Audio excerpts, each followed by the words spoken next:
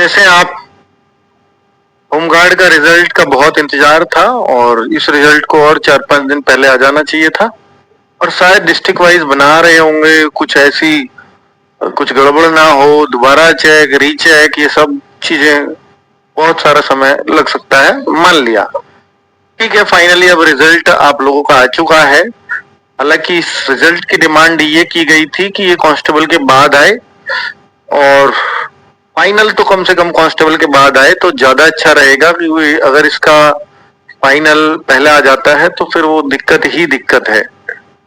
उसका कारण है, और वैसे फाइनल से भी बहुत ज्यादा फर्क पड़ेगा नहीं, क्योंकि अब कांस्टेबल वाले जिनका रिजल्ट नहीं आया है वो सब इसमें डीवीपीएसटी कराएंगे 1 लाख प्लस बच्चों को, क्योंकि जितनी वैकेंसी थी 2.6 गुना बच्चों को पास किया है, तो 1,07,000 के आसपास बच्चों को लिया गया है। तो अभी उनमें से आपको मालूम है 41,000 वैकेंसी है, तो उतने ही बच्चे पास होंगे।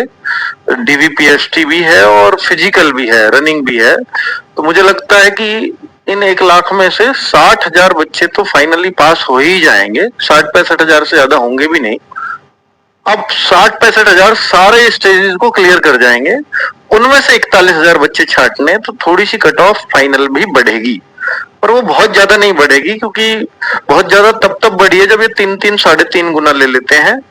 तो अब ये मैं मानता हूं कि हाँ 60-65,000 भी अगर बच्चे पास हुए तो कट ऑफ में उछाल देखने को मिलेगा। वो कितना मिलेगा ये तो अभी नहीं कहा जा सकता, पर फिलहाल आप पूरे मन से अपने फिजिकल की तैयारी करिए, क्योंकि ऐसा भी हो सकता है कि गर्मियों में फिजिकल हो और बहुत बच्चे रह जाएं। हो सकता है कि इन 40,000 के अगेंस्ट या 41,000 के अगेंस्ट किसी किसी कैटेगरी में, जितने कैटेगरी में इनको चाहिए उतने ही बच्चे पास ही ना कर पाए फिजिकल, ऐसी भी कंडीशन आ जाती है गर्मियों के फिजिकल में।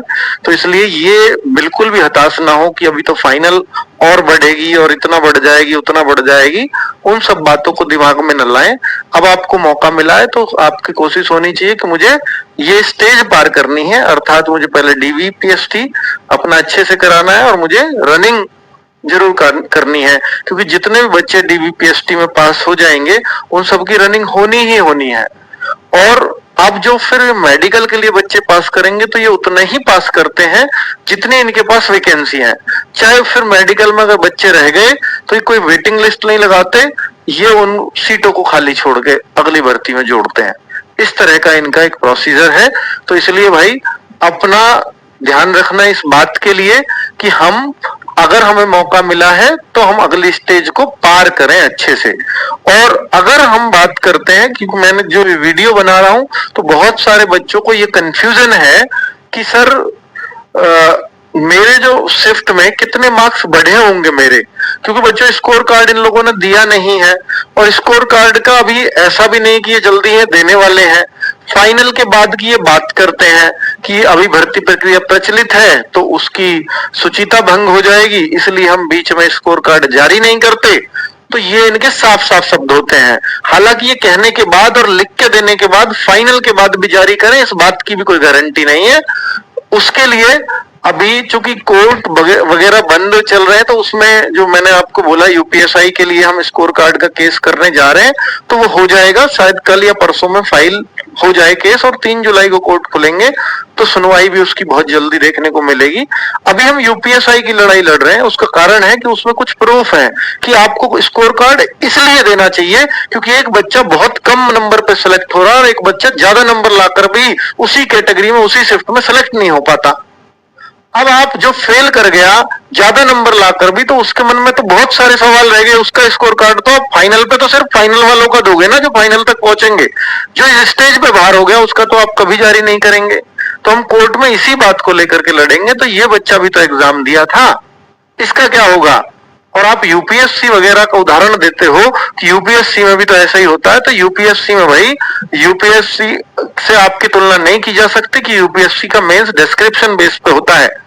आपको तुलना करनी है अपनी तो एसएससी से करिए, आपको तुलना करनी है तो रेलवे से करिए, वो वनडे एग्जाम से आपके जैसे, है ना। तो यही इन बातों को लेकर के ही हम कोर्ट में लड़ेंगे कि ये यूपीएससी से तुलना अपनी कैसे कर सकते हैं।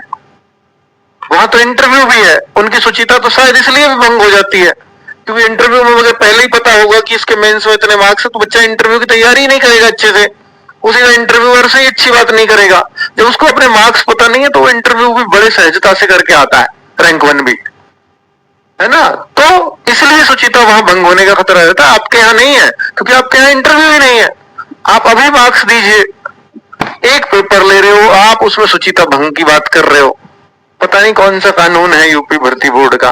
खैर छोड़िए, उसके लिए केस लड़ा जा रहा है और उसमें हमें पता है कि हम कुछ करेंगे। और अगर यूपीएसआई में स्कोर कार्ड जारी हुआ तो यकीन मानना बच्चों, उन्हें होमगार्ड के भी जो बच्चे इस स्टेज पे फेल हुए उनका भी स्कोर कार्ड देना होगा, और उन्हें कांस्टेबल वाले भी सब बच्चों का स्कोर कार्ड देना होगा।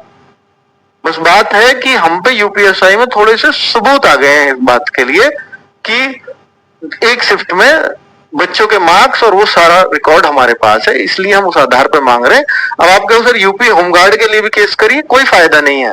हाँ, यूपीएसआई में अगर हमारी जीत हुई, जिसके प्रबल संभावनाएं हैं, तो यूपी होमगार्ड में भी उस आधार पर मांगा जाएगा फिर, और फिर यूपी होमगार्ड में भी उनको स्कोर कार्ड जारी करना होगा।